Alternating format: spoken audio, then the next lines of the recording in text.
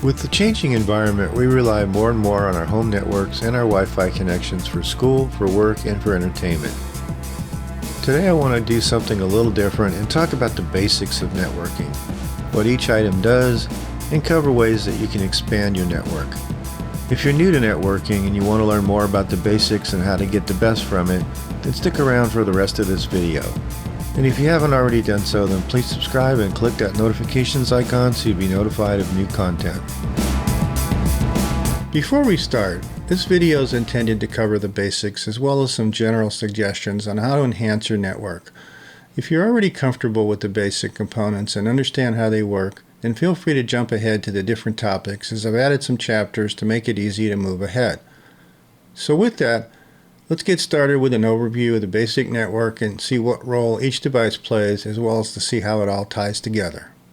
So let's quickly go over this chart to better understand how this all goes together and how each component contributes to this, to your internet connection, which will help us better understand how to expand and make it work a little bit better for us. To start with, an internet modem is needed to connect your home to your provider. Modems come in a couple different styles. They come as a standalone device and they come bundled in with your router and wireless and everything else that gets thrown together from your ISP. So as your modem is connected to your provider, it's assigned kind of a unique IP address, often referred to as the public IP. Basically is unique to you. Typically, your provider only assigns one IP address, although there are exceptions to that. Sometimes they assign more. But in essence, you get very few IP addresses that are allocated directly to your account. So making direct connection of a computer to the internet, kind of not practical unless you only have one computer. This brings in the router. The router performs several different functions. The first function it performs is a critical task called DHCP, which basically assigns all the devices in your network their own unique address in a completely different range that your public IP is. If your devices were all connected directly to your ISP and exposed to the public, they would be a lot less secure. So the second function that the router performs is actually more or less shielding your devices from the internet. By being in a different address range, they're not directly connected to the internet. They're connected to your router, which is connected to your modem, which is connected to the internet. So I hope that kind of makes sense. Now, in order for multiple devices to hook up to a router, sometimes you need to add a switch. Now, switches are more of a multiplexer, or I like to think of them as multiplexers because they allow basic one connection to go to multiple connections. So they'll take devices such as your TV, your gaming console, your Apple TV, and connect them to the switch, and then one connection really goes back to your router.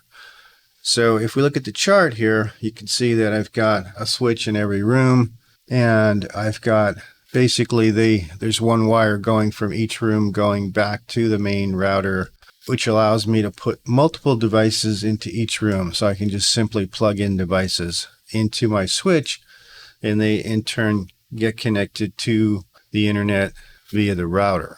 We'll be looking at the opportunities of doing this kind of later on in this video, because that's one of the key areas where you can actually help yourself and expand and kind of remove some of the traffic off the Wi-Fi. So on the topic of Wi-Fi, if we look at the chart, the Wi-Fi actually feeds directly into the same router. So whether that's a separate router or an all-in-one router that's supplied by your ISP, that wireless access point is an aggregator of your wireless signals. So it will take all your phones, your Rokus, your iPads, or whatever you have, and it will actually hook them up wirelessly to that access point, which in turn communicates through hardwire over to your router or to your switch. And again, that's one of the areas where we have some huge opportunities to get some speed improvements, so we'll be getting into that as well. In order to better understand why we have so many issues with wireless, we need to understand the different working elements of wireless. In simple form, wireless is the same as connecting a cable that we discussed earlier. The job of the wireless access point is to actually get the signal from your device, such as your phone or your laptop or your game console, and connect it to the same router so that it gets an address assigned to it and allows the receive transmit to take place. once you've established or once you've entered the password. Now, wireless access points typically come in two flavors. You have the 2.4 gigahertz and the 5 gigahertz. Very similar to the phones of the past decade. So let's first talk about 2.4. 2.4 gigahertz is has been the Wi-Fi standard for quite some time. It was actually the first one out. It has some advantages. One of the advantages is that it actually has better reach. So the range of 2.4 is actually better. Because it's a lower frequency, you can actually get through better penetration through walls or around obstacles. So your ability to reach devices that are further out is much better than 5 gigahertz. The downside is 2.4 gigahertz is extremely crowded. There's a very limited number of channels available that are dedicated to Wi-Fi. Approximately 13 in Europe and approximately 11 in the US. So making a lot of sharing going on. So you basically end up with overall slower performance, primarily because of interference, overlapping channels, and other issues that you run into. 5 gigahertz, on the other hand, is kind of the diametric opposite. There are a lot more channels to choose from. There's very little overlap. There's a lot more independent or unique channels that don't have any overlap, effectively giving you much better throughput on 5 gigahertz than you can because it's operating at a higher frequency than you get on 2.4. The downside is because it is operating at a higher frequency, it's more directional. So 5 gigahertz is not going to give you the penetration across walls and other obstacles as well as 2.4. If you have a line of sight situation, though, it's going to give you tremendously better performance.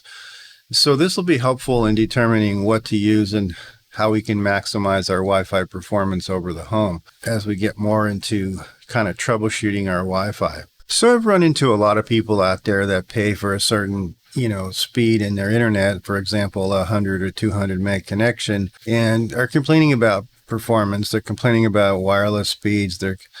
A lot of people associate internet performance with Wi-Fi, even though they may not be anywhere close to being the same. So how do we improve things? How do we get better Wi-Fi performance? How do we get the network speed that we're looking for? How do we get everything in our house to work the way it's supposed to? And certainly it's not as easy as we'd like it to be, but there are ways that you can help yourself. To start with, the very first thing you need to know is what is the current speed of your connection? What are you paying for, and what does it actually measure?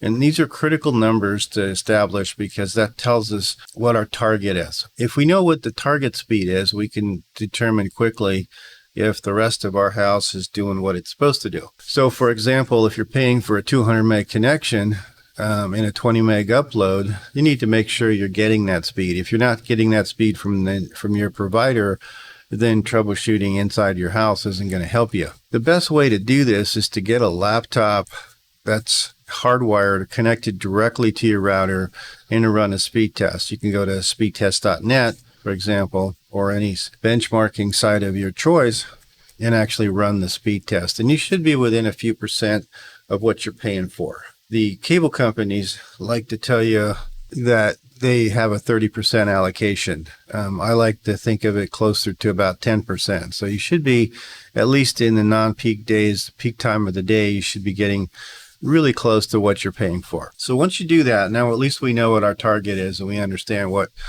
how things are supposed to work. I'm going to use my internet connection to establish this example so we can kind of troubleshoot some different parts of the house and see what it is that we can do. So once we've tested the direct connect performance and established that we're getting what we're paying for, the next thing to do is to establish that our Wi-Fi, either access point or router, is actually doing what it's supposed to do. So you want to start by repeating that test, but connect it to Wi-Fi, preferably on the same device. So if you're using a laptop, try to reuse that laptop. If you don't have if you can't use the same device, then grab a tablet and we'll make sure we use, or your phone, and we'll make sure we use that same device for the rest of the testing, just so we have some point of reference. So what we're going to do is actually test the performance in that room where your Wi-Fi access point is with a wireless device. Now, my rule of thumb is and this is up for argument. This is really subjective. It's my own kind of baseline. But if you're paying for up to about 200 megs per second download, you should be able to achieve that wirelessly while you're standing in that same room. If you're paying for more than that, say 400, like in my case, I'm paying 400 down and 20 up, I'm not going to get 400, most likely won't get 400 on my download speeds unless I'm running Wi-Fi 6. So, and that's again in this close proximity. Using a Wi-Fi 5 scenario, or AC as it's been referred to, you can probably expect closer to about 200, maybe 250. So you need to make sure that you're at least getting that in that room. If you're not getting anywhere near that, this will establish our first problem. Because if your Wi-Fi access point or router or wireless router can't achieve at least that much when you're standing in the same room, then you have a problem. So also, in order to make sure that if you are or not getting that performance, you need to examine whether or not you're connected to 5 gigahertz or 2.4, because that will make a big difference in your benchmark when you're standing in the room, and certainly as you travel through your house to look at the rest of the speeds that we'll be doing here shortly. If your wireless access point or your router has separate networks, in other words, one for 2.4 and one for 5, we'll want to test them on both as we do our walkthrough around the house to see where our trouble areas are. You're going to want to test them using both. In the same room, I would also do the same thing. Again, it'll help you see the difference, and it'll make sure that you have a baseline for both the 2.4 and the 5 gigahertz. So what I would do at this point is write those numbers down, and then I would walk to different parts of the house. Try to cover every area that you typically use, from your living room to your kitchen to your, the bedrooms and so on. And I would repeat those steps both in 2.4 and 5 if you're available. If it's a single SSID, then run the benchmarks and see what those numbers are. And again, I have a kind of a rule of thumb that I use to establish whether or not I have a problem. And that's, I kind of expect to see around 35%, let's say 30 to 40% maximum decrease in performance. So from my strongest point inside the room where my wireless access point or router is, to the furthest point that I'm actually using, not necessarily the furthest point in the house, but the area that I actually need wireless in, it should be about 30, 35, at the most 40% difference in speed at your furthest point. If you're experiencing a greater drop than that, that's a problem as well, because that will establish that we have a coverage problem. If you have an upstairs, that will amplify things and make it even worse. So again, going through all the different parts of your house, writing those numbers down, and then we can take a look and see what the differences are. And I will show you mine as an example and give you an idea of how mine turned out. So to resolve this, once you've got your numbers down, and assumingly that you'll see some discrepancies that you probably don't like, that would be my guess, we have a couple different options. So let's talk about the first one. The first and probably the best way to resolve Wi-Fi issues, if you're seeing a degradation, especially as you get further away, if Wi-Fi penetration is your problem, or if you have an issue with going upstairs, downstairs, if you have any of those kind of problems, your best way is to do one of two things. One is to consider getting a mesh network, something like the Eero, which has multiple points and basically allows you to create, just kind of splatter your Wi-Fi over the entire house. Whether you need 2 or 3 or 4 points will depend on the size of your house, whether it's a single story, double story, etc. That's probably your best bet. So, but there's a couple of complications with that. Number one, if you have a Wi-Fi router that's been supplied by your provider and it has the Wi-Fi built in, you're really not going to be able to expand that. So when you add the mesh network, you're really adding a separate network. You're adding something that's going to plug into the back of the router the same way that we showed, devices plugging into a switch. And it's really going to operate independently.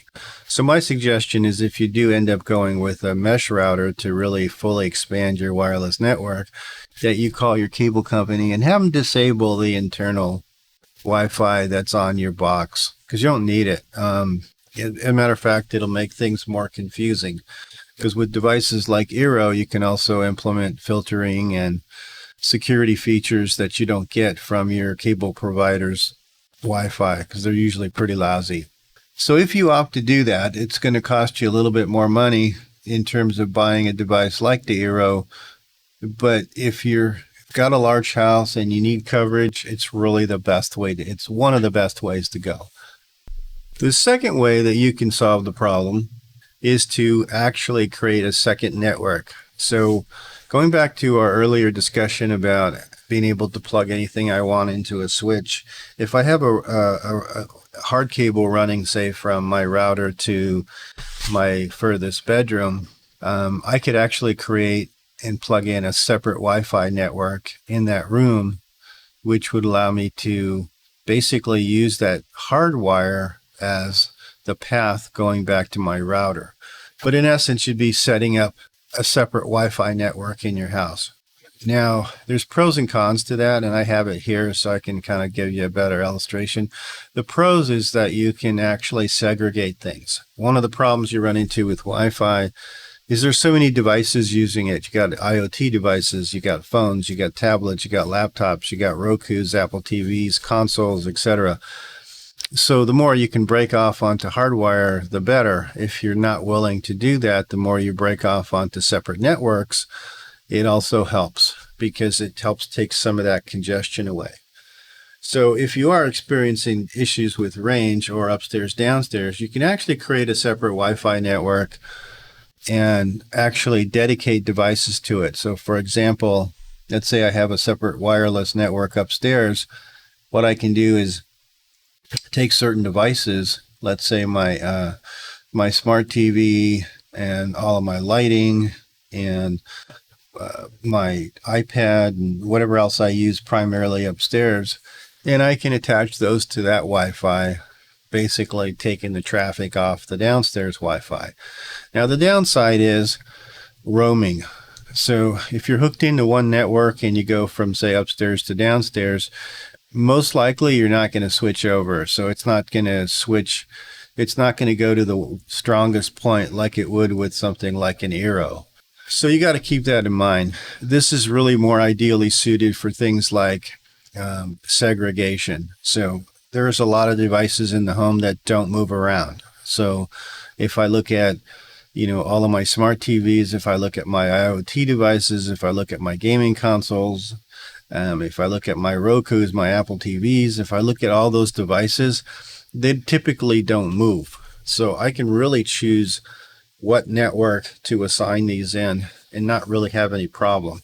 The issue I get with roaming or with mobility is on devices that I carry with me. So my phones and tablets and laptops might be a bigger concern. So I may have to actually manually switch those over when I go from one weak part of the house to the other. Again, that's not ideal, but it is a solution. So what I'd like to do is to walk you through my particular setup and show you how I've addressed it. Earlier, we talked about the Eero as a mesh network, things that you can actually kind of daisy chain together and expand to whatever size you want. There are other alternatives to that. I use a product called Wifi from Ubiquiti, and that allows me to add more access points to my home to get that same level of coverage. And it does it a little differently because it's not really like the Eero's the mesh network on the Eero is more of a wireless mesh, so it actually hops. The Ubiquiti uses home runs. So there's a cable that runs from each access point back to your router, and the software actually creates the mesh and in your integration. So you get seamless operation as you walk through, and you can increase as many as you want and get the performance that you want. It is a little bit more complicated to set up, but the hardware is a little bit less expensive and it's a lot more scalable. So I hope that kind of makes sense. Before we end the video, I want to discuss some best practices. For starters, always use wired connections whenever possible. Try and at least run one single cable to each key room whenever that's possible, and use a switch for as many devices as possible. This is not only faster, but it saves the Wi-Fi bandwidth for devices that really need it. Running a single cable is not that difficult, but even if you have to pay somebody to do it, it can be cheaper in the long run, cheaper than upgrading your individual Wi-Fi components. Prices vary depending on where you live, but if you search around, I'm sure you'll be able to find the cable run prices for around 60 to 100 bucks a run. In the long run, this is a much better investment, and it's a whole lot more future-proof. When it comes to Wi-Fi, unless your house is about 1,000 square feet, look for a system that has multiple nodes. It's virtually impossible to cover the average home evenly with one Wi-Fi router or access point. I'm not saying it can't be done, but typically the outcome isn't all that good. If you feel you need a Wi-Fi upgrade and using the cable company's Wi-Fi router, install your new system and contact them so they can show you how to disable the internal system. Most cable company equipment is not real good and typically not upgradable. Lastly, always benchmark and test your connections using your phone app or your laptop. When you buy Wi-Fi products, product reviews may help you pick an item to try. However, it's the testing in your particular environment that'll determine if a product's any good. So make sure you buy it from a place that has a return policy. I know this is a lot of material to cover on one video, but I hope you found it helpful.